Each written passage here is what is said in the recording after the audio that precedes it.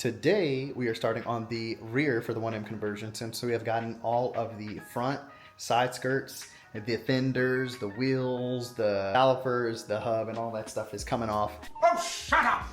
And then we've also got this stuff off on the rear as well while we wait for the new slotted rotors to come in for basically the F80 M3 calipers and all the good stuff that comes with that. But in the meantime, as you can see, we've got parts absolutely everywhere. And a lot of them are already sold and moving on and getting out of here. The rest I just have no more space for, and I don't want them anywhere near where, you know, old girl sits on the other side of the garage.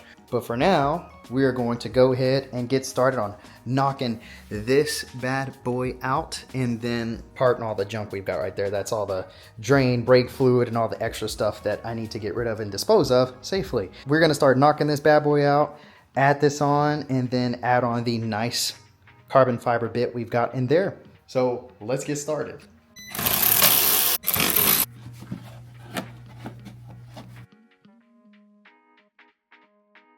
Ugh.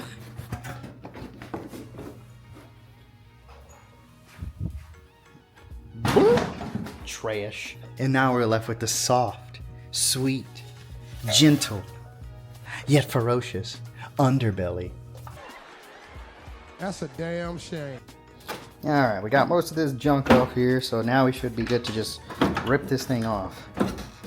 I mean, I think. I'm pretty sure I moved everything. And it is finally off. Now, obviously, she ain't no looker. It is what it is. So just like the front, we are going to get all of this extremely cleaned up. So I'm going to power wash all this off, clean it all up, just because, you know, I want everything looking very, very, very clean. And since we're taking care of it and everything's off, why not? So everything's taken off. I'll probably knock off this exhaust too and just remove the whole thing since it's going to be up on jack stands for a while.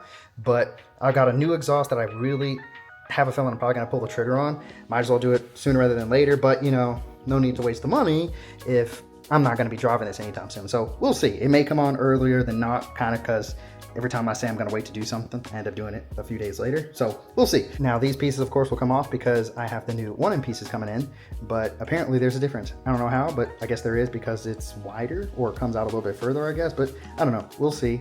And we'll get that slapped on for the rest of the video, show you how it looks with the new diffuser on it, and hopefully everything keeps going smoothly. So amongst doing all this, don't make a rookie mistake like I did. I, of course, have my bearing removal tools all through here, and then basically I got the hubs out. Those were actually really easy when you do it correctly.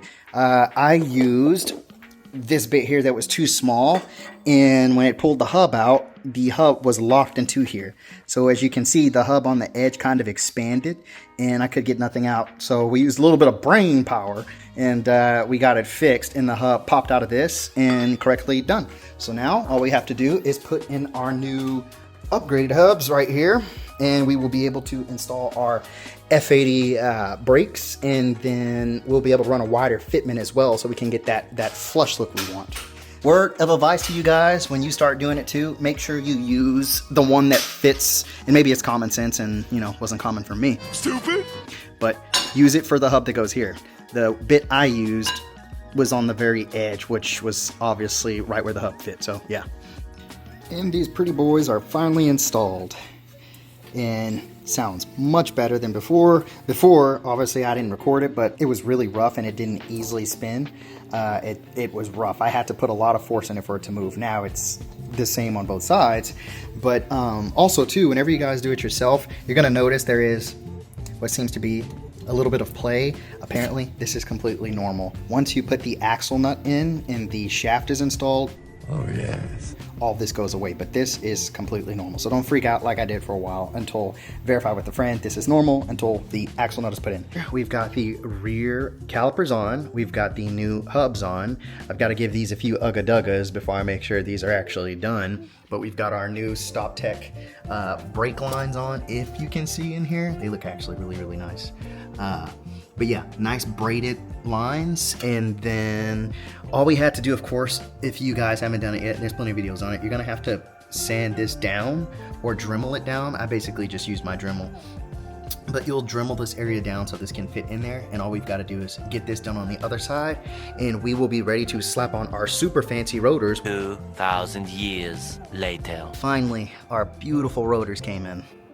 I'd been waiting for these for a little bit. I made sure I did floating rotors with J-hooks, just because I really like the way J-hooks look, and I didn't want slotted, or drilled, I'm sorry. I didn't want drilled, so I figured this would be one of the nicest, unique options I never see. But I did run into quite an issue, and a pretty big issue, finishing up as far as the rear goes.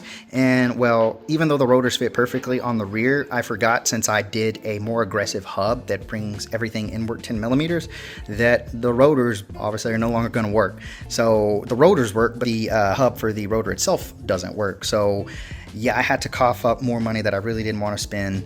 Look, I got a little bit of a bonus, so I ended up just doing this and buying a whole nother one and getting it custom made and shrinking the top of the hat in an additional 10, so it actually sits flush against the actual surface now, which it did not before. Now everything will work. We can finish this up again. Sorry for the delay on the video. I've been trying to, do more videos than I used to do before, and it should be good now for the most part. But so you can see, this is the old one, and if I was to compare it and show you side by side, this sticks out far. I mean, it's huge. So as you can see here, the top of this hat, the new one is almost at least from this side, it's at least half. So where you see this face is here, it came down to about right here. So this hat is quite a bit smaller, and maybe I can get it to pull up on the camera so you can see comparisons.